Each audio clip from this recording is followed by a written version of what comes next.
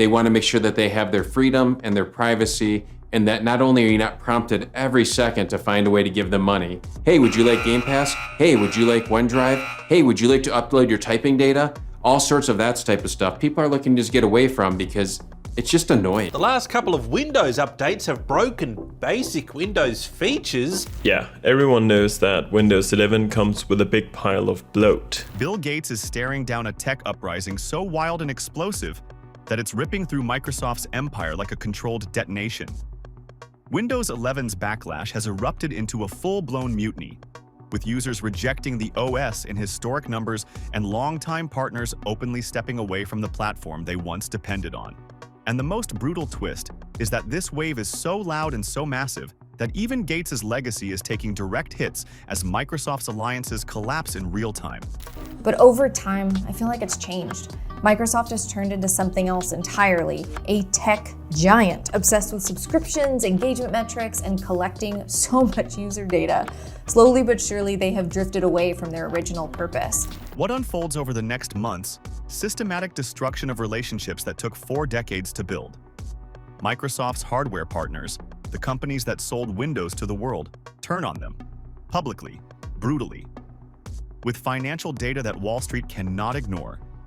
This isn't users complaining on forums anymore. This is billion-dollar corporations announcing they're reducing Windows dependence on quarterly earnings calls. Investors hear the message loud and clear. The industry is preparing for life after Windows. You can't, it's broken. Oh well, let people know with an email. Open up Outlook. That's frozen too. Really? Well, just shut down the computer then. Shut down doesn't work either. But the screen's black. Yeah, it just does that sometimes now. The foundation cracks when adoption itself becomes the story. 1 billion PCs are still running Windows 10. Let that number settle. 1 billion machines refusing to move forward. But here's where it gets worse. 500 million of those PCs are fully capable of running Windows 11. They have TPM 2.0. They have modern processors. They meet every single requirement Microsoft set. They're not looking at the average consumer. I mean, have you seen the Surface products lately? They almost want you to forget about them, right? They close their retail stores. They're not leading in any category whatsoever. And they're staying put. Users looked at Windows 11, weighed what it demanded versus what it offered, and rejected it. This isn't waiting for the right moment. This is refusal. Dell's chief operating officer confirms what Microsoft already knows but won't say publicly. Windows 11. Adoption is running 10 to 12 percentage points behind where Windows 10 was at this same stage. Windows stopped feeling like something you owned and enjoyed using. It became something you felt like you were stuck using because of where you worked or where you went to school. All the modernization, the completely unnecessary updates. It wasn't about making things better, it was about maintaining control of the user. Windows 10 had its own rough launch. It recovered and dominated. Windows 11 isn't recovering. It's falling further behind despite every advantage Microsoft could deploy. Aggressive upgrade prompts. Hardware partners pushing new systems. Marketing spend. None of it works. When users choose the risk of running an unsupported operating system over upgrading to your new one, you've lost control. This becomes the largest measurable user rejection in operating system history. That the latest Windows 11 updates have been wreaking havoc on people's machines, breaking their basic apps like Calculator, Terminal, and Outlook. Then Microsoft hands their partners the perfect excuse to leave. November 2025. Windows. President Pavan Davuluri stands before cameras and declares the future. Windows will become an agentic OS, artificial intelligence woven into everything. Your desktop, your files, your workflow. Always present, always analyzing, always suggesting. Well, after installing some January updates, some people have noticed that when they try to open a basic app like Notepad, they get a warning saying, "This app is not available for your account." The reaction is immediate and overwhelming. 700,000 views within hours. The comments section explodes with hostility. Davuluri locks replies trying to contain it. It doesn't work. The anger spreads across every platform. Twitter erupts. Reddit tears it apart. YouTube creators pile on. Tech communities revolt. Recall becomes the breaking point. An AI feature that continuously takes screenshots of your activity, every document you open, every website you visit, every conversation you have, all captured, all indexed, all stored locally with promises. It's safe and private. And then they started asking, how long can we keep people paying for this stuff? Then they found their perfect formula: recurring revenue. Office turned into Microsoft 365, and then those annoying Windows updates became nonstop experiments to see what they could get away with. Users see Recall and understand exactly what it represents. An operating system that watches you work. Professionals handling sensitive information, legal documents, financial data, medical records realize Windows just became a liability they cannot accept. Hardware partners are watching all of this unfold. They see customers furious. They see Microsoft ignoring that fury and pushing forward anyway. They make their calculations. Windows has become lose-dos. 2025 cements. Windows 11's reputation as a disaster. Over 20 major update failures shipped to production. Updates that brick printers. Updates that disconnect network drives. Updates that crash applications on startup. Updates that kill audio entirely. Updates that freeze File Explorer. These aren't edge cases. These are widespread failures hitting millions of users. Now, Microsoft did make a patch to fix the not turning off issue, but that fix is what caused Outlook to freeze up, and the random black screens and apps not working. The monthly cadence becomes predictable. Patch Tuesday arrives. Something breaks. Microsoft scrambles. Issues a fix. Next month, different thing breaks. Repeat. Microsoft brands. This continuous innovation, users experience it as perpetual chaos. Reliability collapses. Windows 11 becomes the OS you can't trust to stay stable. Longtime users describe it as pure horror. Bloated with features nobody requested. Sluggish despite modern hardware. Intrusive with constant interruptions. Unstable with bugs that persist for months. But what that means is that the Windows division just continues to go down, down, down, down in quality as they're focused on their data centers and their GPU capabilities and all sorts of things like that. Windows stops being the reliable foundation for work and becomes the obstacle preventing work from getting done. Before we go deeper, hit like and subscribe, because what comes next hits harder than anything Microsoft admitted publicly. And while quality crumbles, 500 million machines sit locked outside the gates. The TPM 2.0 requirement isn't about security, it's about control. Microsoft draws a line. No TPM 2.0 chip means no Windows 11. Policy overrides reality. And it feels like being in a relationship where the other person keeps promising to change, but then every update somehow makes things worse, and then you're regretting giving them another chance anyway. Windows 10 support ends, October 2025. After that, no security patches. Those machines become targets, vulnerable to every new exploit, every ransomware campaign, every attack vector discovered after support dies. Microsoft's solution? Extended security updates. For a price. Pay us to protect the machine we won't let you upgrade. Create the problem, sell the solution. Many users refuse. They won't pay Microsoft twice for the same computer. Environmental groups calculate the damage. 1.6 billion pounds of electronic waste. Functional computers are destroyed because software policy demands it. Microsoft builds a security time bomb and an environmental catastrophe with a single arbitrary requirement. Partners see all of this. Customers are stuck. Anger building, resentment hardening. You're probably picking up a ThinkPad or an Asus Zephyrus or any of those type of systems, or now even Dell brought the XPS back. And so Microsoft just isn't focused on this the way they once were, and that's because they need to have billion-dollar businesses, and some of these businesses are loss leaders, right? They have to invest in the hardware to grow the ecosystem, but they never quite do that, and so the ecosystem never grows, so they never hit the threshold. And they see opportunity.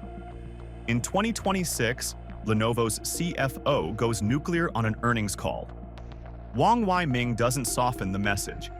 We are actively reducing our dependence on Windows-based revenue streams. Customer demand for non-Windows. Devices has increased 340% year over year. We are responding to market reality. Wall Street processes that number. 340% growth in demand for non-Windows products. From Microsoft's second-largest hardware partner, analysts immediately press for specifics. Wong delivers. If you install the same update that the NVIDIA users are reporting slowed their system down, well, it may have also broken Outlook Classic for you. In this case, PC World reports that Microsoft's KB 507-4109 Windows 11 update is causing Outlook freezing issues, prompting the company to offer temporary workarounds. Lenovo is in advanced discussions with Canonical, Red Hat, and Google. Not for niche developer products. For mainstream consumer laptops, for business desktops. For their entire portfolio. Linux and Chrome. OS pre-installed across the lineup as equal options to Windows. Someone asks the question everyone is thinking. Is Lenovo abandoning Microsoft? Wong's answer will be quoted for years. Microsoft abandoned customers with Windows 11. We're simply following our customers wherever they go, and they're leaving Windows. On Thursday, Lenovo said its sales jumped 20% over the third quarter.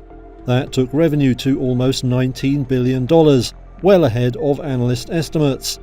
Net profit also almost doubled forecasts. Lenovo stock jumps 7% that day. Microsoft drops 4%. Dell moves even faster without saying a word. Dell.com gets quietly redesigned. Visitors to the homepage see something unprecedented. Shop Linux laptops sits at exactly the same prominence as Shop Windows laptops. Front page. Equal positioning. Ubuntu and Fedora logos displayed right alongside the Windows logo. Linux isn't an alternative anymore. It's co-primary. But the real story is production allocation.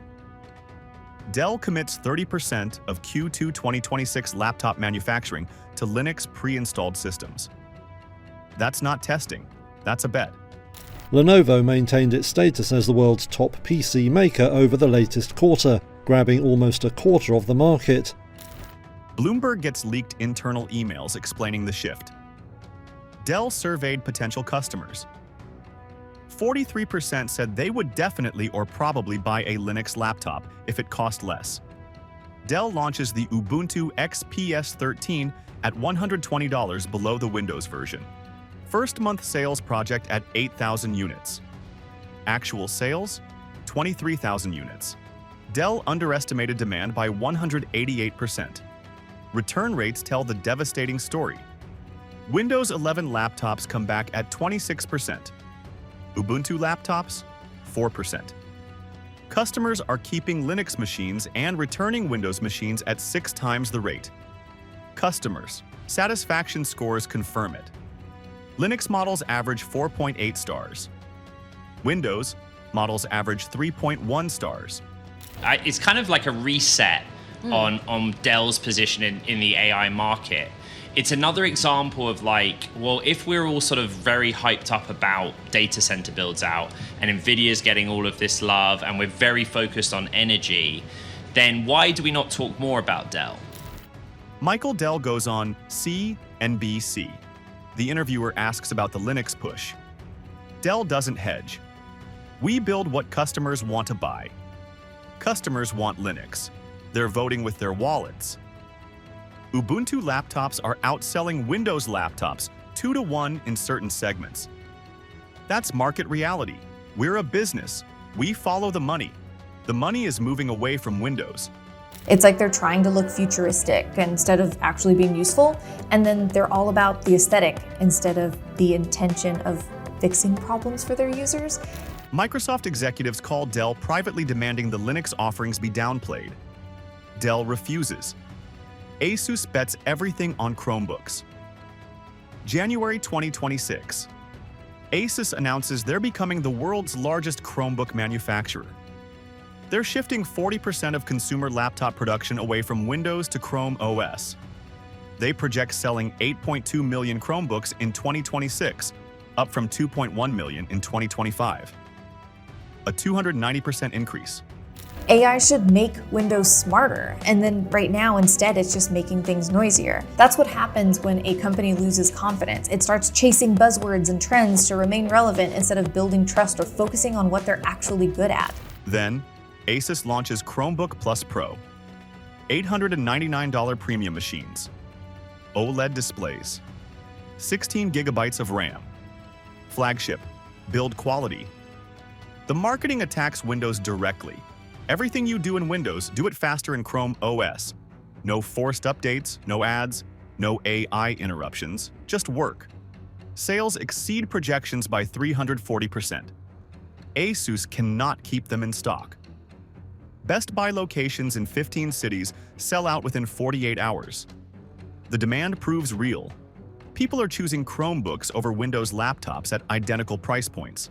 Microsoft isn't leading the AI revolution, but they're sure hiding behind it. It's like they're crossing their fingers that the hype covers up how shitty the user experience has become. Microsoft offers Asus better Windows licensing terms, trying to stop the bleeding. Asus declines, the chairman tells investors. Our future is diversified operating systems. Windows will remain part of our portfolio, but it will not dominate. Customer preference has shifted. We're shifting with it.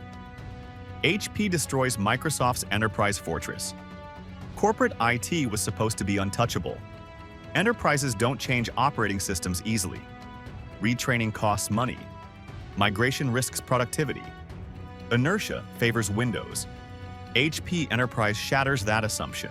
Microsoft used to be full of builders and creators and innovators, people that were obsessed with solving problems. And now it just feels like a company run by executives that are way more interested in shareholder meetings and chasing numbers. When I think of Microsoft, I don't think of a brilliant software engineer or anyone with technical ability. I think of a bunch of jerks in suits in a boardroom somewhere. Innovation has been replaced by risk management. HP announces their Linux First initiative. Every EliteBook and ZBook now ships with Ubuntu LTS as the recommended default. Windows is available on request. Linux is default. Windows is special order. Complete inversion. The pitch to IT departments is devastating. Eliminate Windows licensing costs entirely. Increase security. Improve productivity. Deploy Linux. HP's sales team carries proof. A 400-employee company switching from Windows to Ubuntu saves $127,000 annually. A 200-employee manufacturing firm reports 18% productivity gains after migrating. Help desk volumes drop 60%. Suddenly, Microsoft wanted to reinvent itself again, and then this time they're betting everything on AI. Copilot this, recall that, Bing Chat. Does anyone even use Bing Chat? I mean, there's nothing wrong with innovating or trying something new, but most of these AI features feel rushed or half-baked. Corporate IT directors run the numbers. HP's Enterprise Linux. Sales in Q1 2026 hit 67,000 units, up from 8,900 in Q1 2025. That's 653% growth.